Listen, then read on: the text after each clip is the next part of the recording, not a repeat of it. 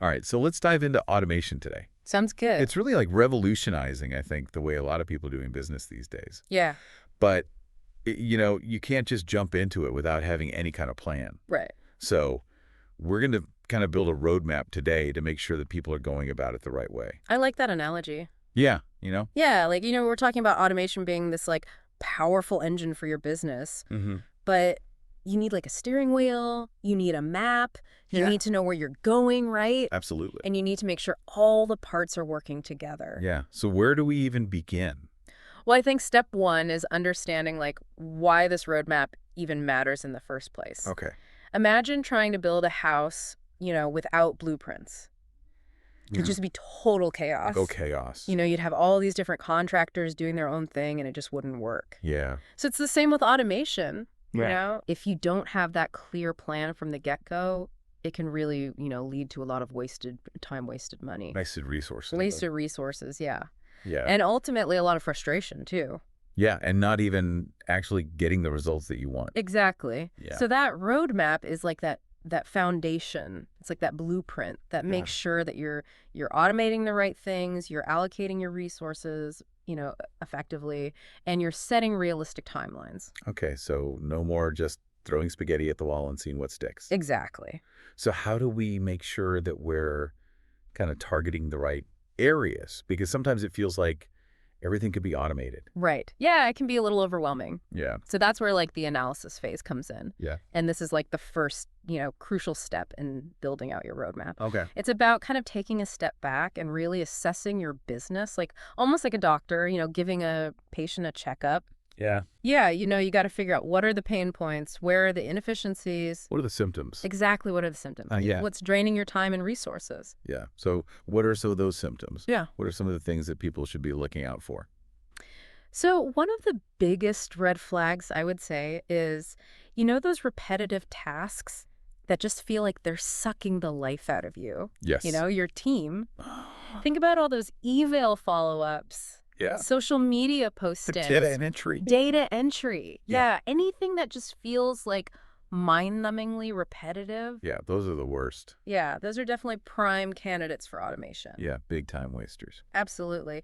And then another symptom to kind of watch out for is, tasks that are prone to human error, right? We're all human. We all make mistakes. Yeah. But, those little slip-ups, they can really add up and have a big impact on your business. Oh, yeah. Leading to inconsistencies, delays. Especially when you're working with a team. And, Yeah. You have different people handling things. Yeah, it can definitely create those bottlenecks. Yeah. And then finally, you want to look for tasks that are, incredibly time-consuming and costly. Okay. Even if they're not necessarily repetitive or error-prone.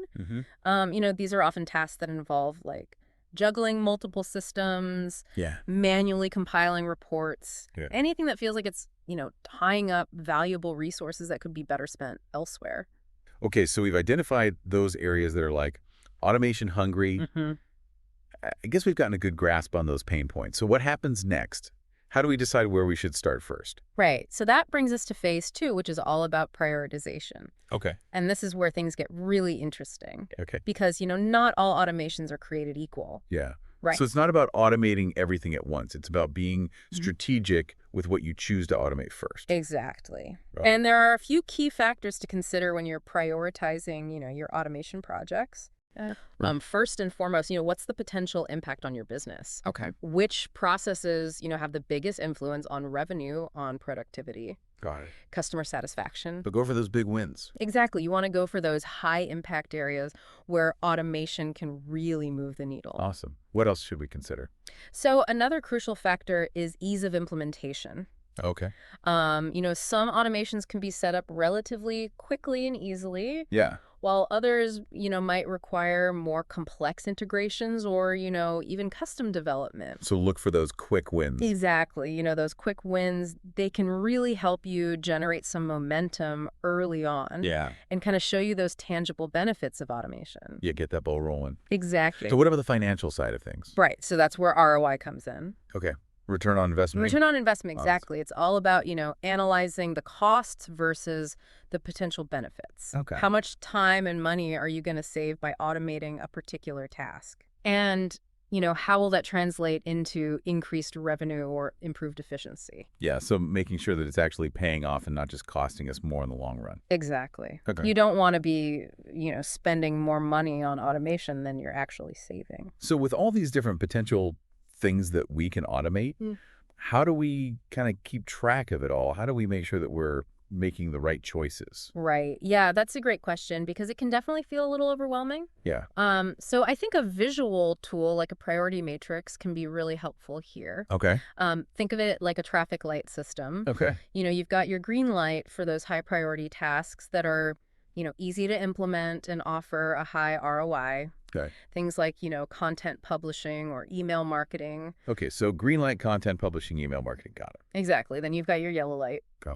For those tasks, that might be a bit more complex, Okay. but still offer significant benefits. Things like, CRM or customer support automation. Okay. And then you've got your red light Ah. for those tasks that, maybe are just too sporadic Okay. or complex to automate right now. So red light, kind of hold off on those. Yeah, exactly. Right. Maybe revisit them down the road. Okay. Once you've got some of those, quick wins under your belt. I love that visual. It's like a visual roadmap within the roadmap. Exactly. It helps you kind of keep everything organized and make sure you're focusing your efforts on those areas that are really going to make the biggest impact. So we've diagnosed our pain points. Yeah. We've prioritized like a pro. What's next? All right. So now it's time to actually start talking about gathering the resources. Okay. You need to bring those automations to life, because having a plan is great. Yeah. But without, the right tools, the budget, the skills, it's just a plan on paper. It's just a dream. It's just a dream. Exactly. Yeah. So we've got the roadmap. We know what we want to do first. Let's talk about actually making it happen. Let's do it. So let's talk about, the key things to think about when it comes to resources. Yeah. So let's dive into that a little bit. What should we be thinking about?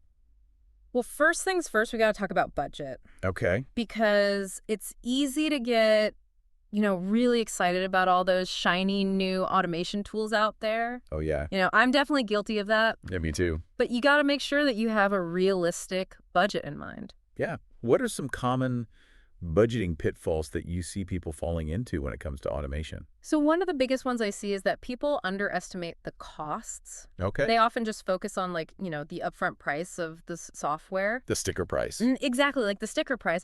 But they forget about all those other things. Like what? Like implementation fees. Right. Training costs, ongoing maintenance. Okay, yeah, that makes sense. You got to factor all that stuff in. It's like buying a car, right? It is. You have that initial sticker price, but then you got to think about insurance gas repairs. All those hidden costs. Yeah. Exactly. And then another common mistake I see is that people try to do everything at once. Oh, yeah. They kind of go all in on this big comprehensive platform. Like drinking from a fire hose. Yeah, exactly. And they can be really overwhelming. Yeah, and expensive. And expensive. Yeah. It can lead to budget blowouts.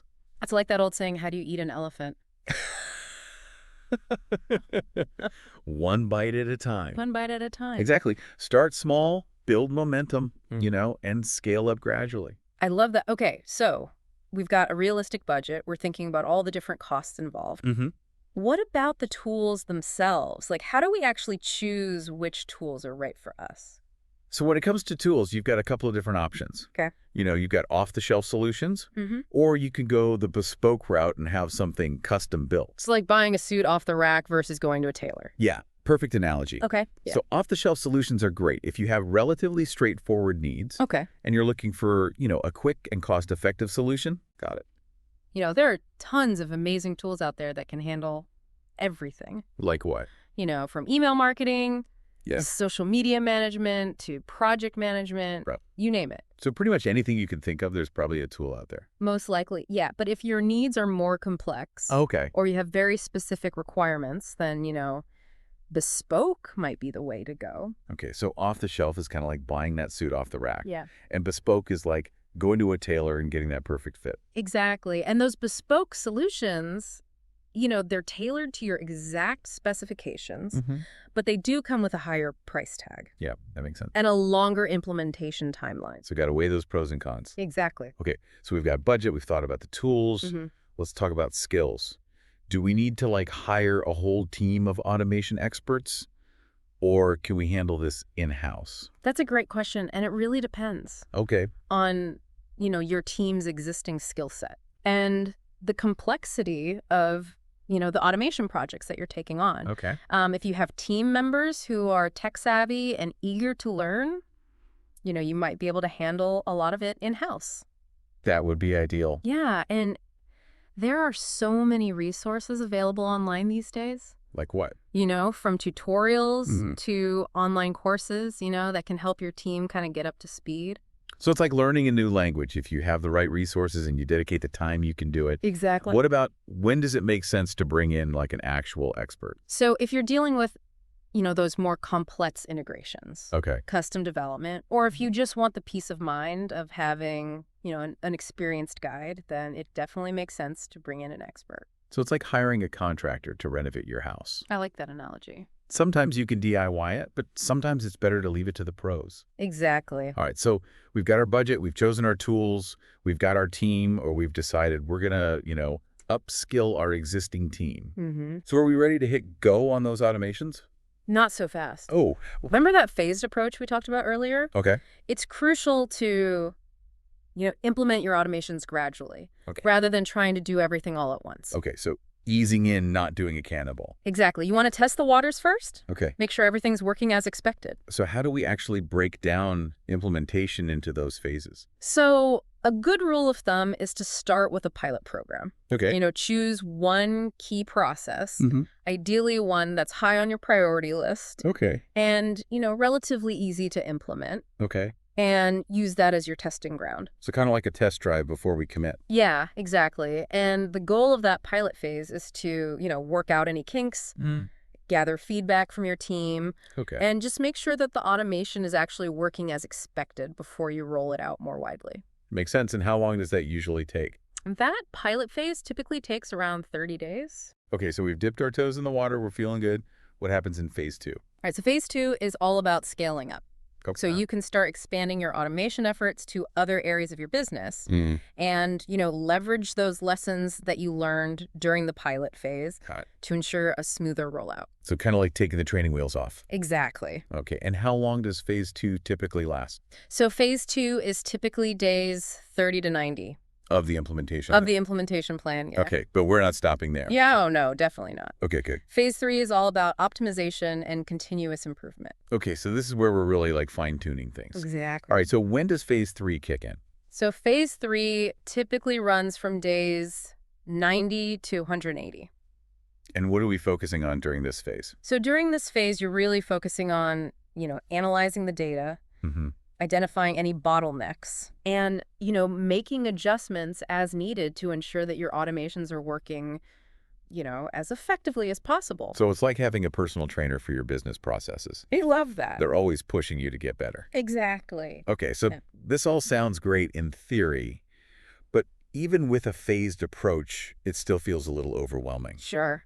What advice would you give to someone who's just feeling intimidated by this whole process? My biggest piece of advice would be don't be afraid to start small. Okay. You don't have to automate everything at once. Yeah. Just choose 1 or 2 tasks Mm, that are really causing you the most pain. go. Focus on those first. Yeah. And once you see how much time and energy you're saving, Yeah. you'll be motivated to tackle those more complex automations. Yeah, you'll get that momentum going. Exactly. So we talked about, the why, how the tools, budget, all that stuff, even skills you might need to build your automation A-team.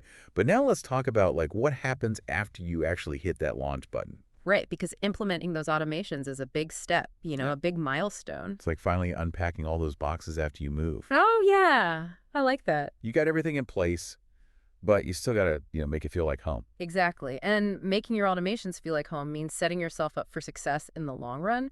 And that's where ongoing monitoring comes in.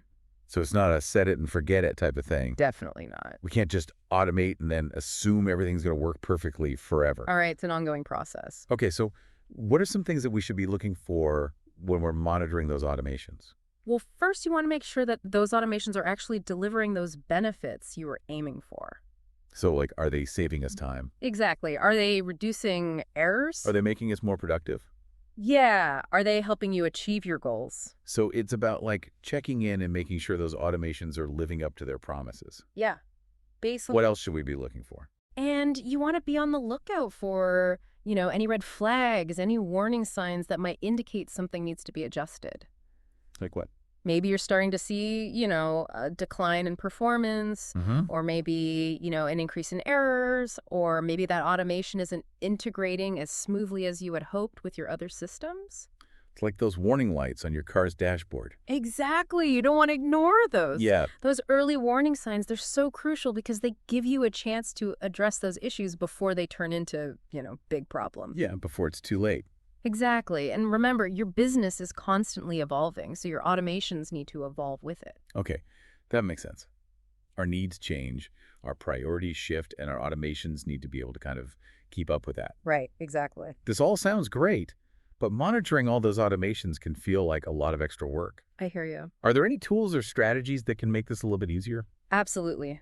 So most automation platforms actually come with, built-in analytics dashboards Oh, nice. that give you like a real-time view of how your automations are performing. Oh, wow, that's cool. Yeah, you can track things like, the number of tasks completed, So, the time saved error rate. right. You can even, track the ROI of your automations. So we can actually like measure the impact of what we're doing. Exactly. And a lot of platforms also offer features like alerts and notifications, Okay. that can flag potential issues before they become major headaches. So it's like having a personal assistant that's just constantly looking out for those potential problems. Exactly. They've got your back. Okay. You mentioned earlier that sometimes the right tools can actually like save you money in the long run. Great. How's that possible? Well, when you automate tasks, you're freeing up, your team's time Mm-hmm. and energy Okay. so they can focus on, those higher value activities that require that creativity, Yeah. problem solving, those human interactions, things that can't be automated. So instead of spending hours on those repetitive, mind-numbing tasks, our team can focus on the work that really moves the needle. Okay, I like that. So it's all about working smarter, not harder. Yeah, basically. We've covered so much ground in this Mhm. deep dive. We've talked about building that roadmap, choosing the right tools, monitoring those automations for the long haul. Any final words of wisdom for Yeah. someone who's just starting out on their automation journey? Don't let the fear of the unknown hold you back. Just start by identifying one small task that you absolutely dread doing. Okay. It could be, something simple like scheduling social media posts or sending follow-up emails, or even just organizing your inbox. So just proving to yourself that it's not as scary or as complicated as it seems. Exactly. And once you see how easy it is to automate that one task, Yeah. you'll start to see those possibilities. And there are tons of resources available to help you along the way. Absolutely. Online communities, tutorials, courses, and you can even hire experts to guide you. You don't have to go it alone. Exactly. Awesome. Well, this has been a fantastic deep dive into the world of business automation. Any last thoughts before we wrap things up? If you're ready to, reclaim your time, boost your productivity, and take your business to the next level, it's time to embrace automation. Love it. Thanks for joining us on this deep dive into the world of business automation. Until next time, keep learning, keep exploring, and keep automating.